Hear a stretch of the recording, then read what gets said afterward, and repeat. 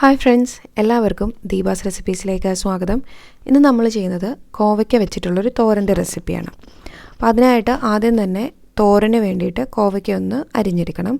ഞാനിപ്പോൾ ഇവിടെ ഒരു ചോപ്പറിലാണ് ഇത് അരിഞ്ഞെടുക്കുന്നത്. നിങ്ങൾക്ക് ചോപ്പർ ഇല്ല എന്നുണ്ടെങ്കിൽ കൈ വെച്ചോ അല്ലെങ്കിൽ കട്ടിംഗ് ബോർഡിൽ വെച്ചിട്ടോ സാധാരണ നമ്മൾ തോരന് ക്യാരറ്റൊക്കെ അരിയുന്നത് പോലെ അല്ല ബീൻസൊക്കെ അരിയുന്നത് പോലെ ചെറുതായിട്ട് അരിഞ്ഞെടുക്കാം.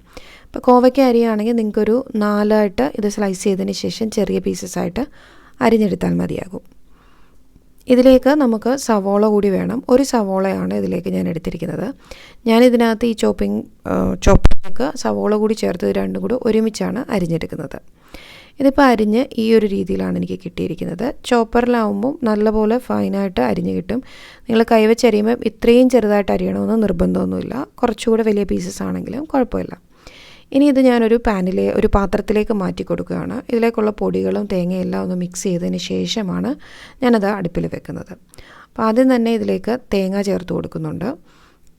ആവശ്യത്തിനുള്ള തേങ്ങ ചേർക്കാം. ഇതിലേക്ക് മഞ്ഞൾപ്പൊടി, മുളക് പൊടി, ഉപ്പ് ഇത്രയും മാത്രമാണ് പൊടികളായിട്ട് നമ്മൾ ചേർക്കുന്നത്. അതിനുശേഷം ഇത് നല്ലതുപോലെ ഒന്ന് കൈ വെച്ച് മിക്സ് ചെയ്ത് കൊടുക്കുക. ഇങ്ങനെ ചെയ്തിട്ട് നിങ്ങൾ തോരൻ തയ്യാറാക്കുകയാണെങ്കിൽ അതിന് നല്ലൊരു ടേസ്റ്റ് ആയിരിക്കും. നന്നായി അത് മിക്സ് ചെയ്ത് വെച്ചിട്ടുണ്ട്. ഇനി ഒരു പാൻ അടുപ്പിൽ വെച്ചിട്ട് വെളിച്ചെണ്ണയാണ് എടുത്തിരിക്കുന്നത്. അത് ചൂടായി വരുമ്പോൾ അതിലേക്ക് കടുകിട്ട് പൊട്ടിച്ചെടുക്കാം.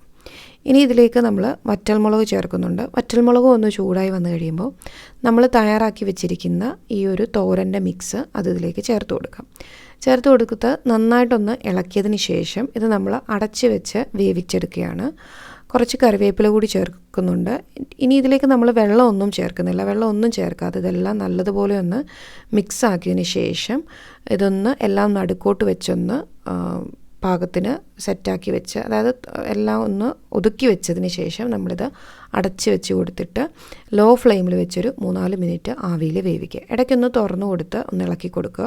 അപ്പോൾ തന്നെ നിങ്ങൾക്ക് കാണാം സൈഡിലൊക്കെ ഇതിൽ നിന്ന് തന്നെയുള്ള വെള്ളം ഇറങ്ങിയിട്ടുണ്ട്. ആവിയിലിരുന്ന് ഇത് വേവും. അടുക്കി പിടിക്കാതിരിക്കാൻ ഇടയ്ക്കൊന്ന് ഇളക്കി കൊടുക്കുക. അതിനുശേഷം വീണ്ടും ഇതേപോലെ ഒതുക്കി വെച്ചതിന് ശേഷം നമുക്കൊന്ന് ചെറിയ ഫ്ലെയിമിൽ ഇതേപോലെ ആവി കയറ്റിയെടുക്കാം. രണ്ടാമതും ഇതേപോലെ തന്നെ അടച്ച് ആവി കയറ്റിയെടുത്തതിന് ശേഷം പിന്നീട് നമുക്ക് ഇത് തുറന്നു വെച്ച് കുറച്ച് നേരം ഒന്ന് ചെറിയ തീയിലിട്ടിട്ട് ഒന്ന് തുറന്നു വെച്ച് ഇളക്കിയെടുത്തിട്ടുണ്ടെങ്കിൽ തോരൻ റെഡി ആയിട്ടുണ്ട്. ഈ ഒരു സമയത്ത് നിങ്ങൾക്ക് ഇതിലേക്കുള്ള ഉപ്പൊക്കെ നോക്കാവുന്നതാണ്. നമ്മൾ ആദ്യം മിക്സ് ചെയ്യുന്ന സമയത്ത് തന്നെ നിങ്ങൾക്ക് നോക്കാം. അഥവാ കുറച്ച് വേണമെന്നുണ്ടെങ്കിൽ നിങ്ങൾക്ക് ഈ ഒരു സമയത്ത് ചേർത്ത് കൊടുക്കാവുന്നതാണ്. ഇത്രയേ ഉള്ളൂ. സിമ്പിളായിട്ട് തയ്യാറാക്കി എടുക്കാൻ പറ്റുന്ന ഒരു തോരനാണ്. നല്ല ടേസ്റ്റുമാണ്. അപ്പോൾ എപ്പോഴും മെഴുക്ക് പുരട്ടിയൊക്കെ തന്നെ വെക്കാതെ കോവയ്ക്ക് ഇതേപോലെ തോരനായിട്ട് ചെയ്ത് നോക്കുക. ചെയ്തിട്ടില്ലാത്തവർ ട്രൈ ചെയ്ത് നോക്കുക. അപ്പോൾ എന്തായാലും നിങ്ങൾക്ക് ഇന്നത്തെ ഈ വീഡിയോ ഇഷ്ടപ്പെട്ടു എന്ന് വിചാരിക്കുന്നു. വീഡിയോ ഇഷ്ടപ്പെട്ടുണ്ടെങ്കിൽ ലൈക്ക് ചെയ്യാനും ഷെയർ ചെയ്യാനും മറക്കാതിരിക്കുക. അതോടൊപ്പം തന്നെ ആദ്യമായിട്ടാണ് ഈ ചാനൽ കാണുന്നതെന്നുണ്ടെങ്കിൽ താഴെ കാണുന്ന സബ്സ്ക്രൈബ് ബട്ടൺ ക്ലിക്ക് ചെയ്ത് ചാനൽ സബ്സ്ക്രൈബ് ചെയ്യുക. താങ്ക്